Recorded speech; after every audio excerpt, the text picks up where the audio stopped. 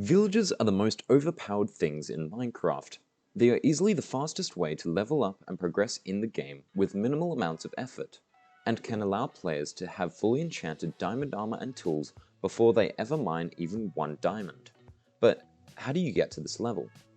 In this video, I'll be showing you how to set up your own villager system and how to use it, starting with a villager breeder, an iron farm, and finally a trading hall. The first and most obvious thing you will need to do is find a village, and in it, 2 villagers. You are going to transport these villagers by either using boats or minecarts.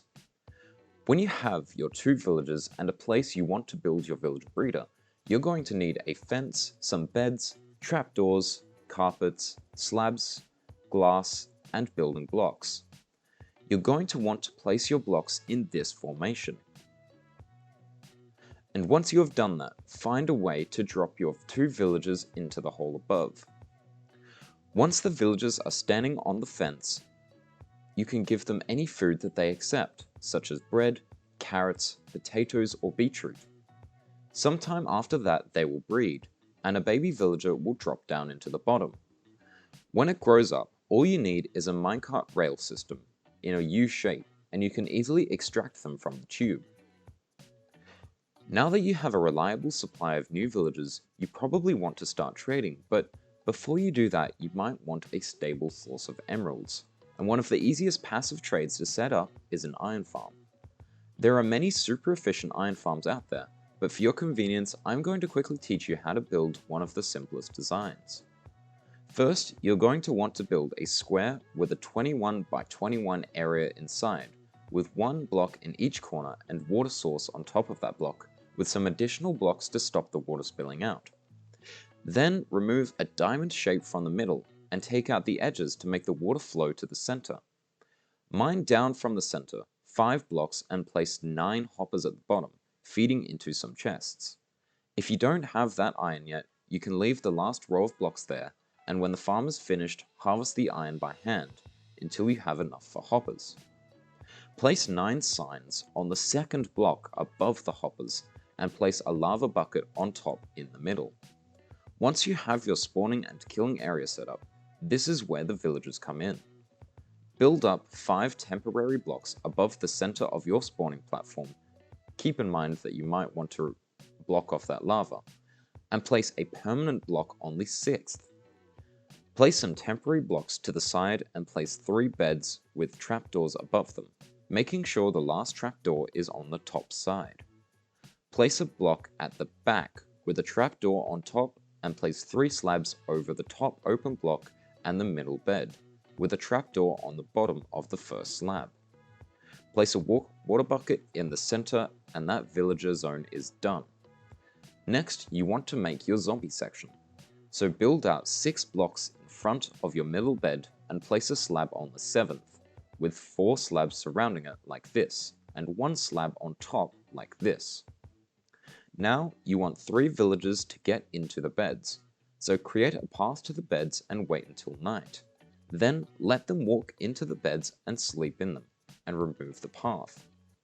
Now get a zombie and lure it to the place you just made, making sure that the zombie is name tagged or is holding onto a dropped item so it can't despawn.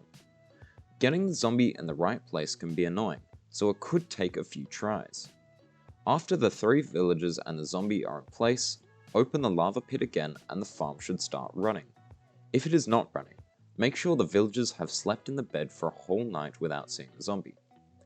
Now that you have your villager breeder and your iron farm set up, it is time for trading. The first 3 villagers you are going to want are the weaponsmith, toolsmith, and the armorer. You get these by putting villagers next to a grindstone, a smithing table, and a blast furnace respectively. You'll want to level these villagers up 1 level by doing some basic trades. You have a 100% chance of unlocking an iron trade with a level 2 weaponsmith and toolsmith, but only a 50% chance of unlocking it with an armorsmith. Once you have this unlocked, you can trade all of the iron from the iron farm for as many emeralds as you can. But villagers will take some time to reset their trades, so the more of them you have, the faster you can trade with them. When these villagers get to the last level, You can buy diamond weapons, tools, and armor, but the enchantments are likely not to be great. This is where librarians come in.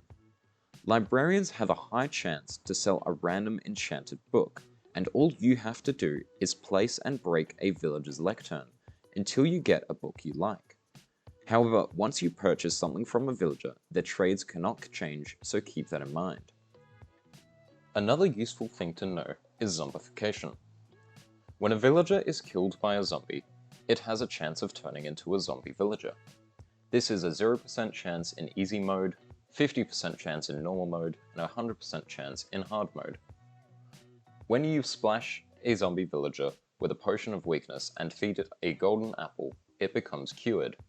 That villager, from that point on, infinitely gives you a discounted price on all of their items.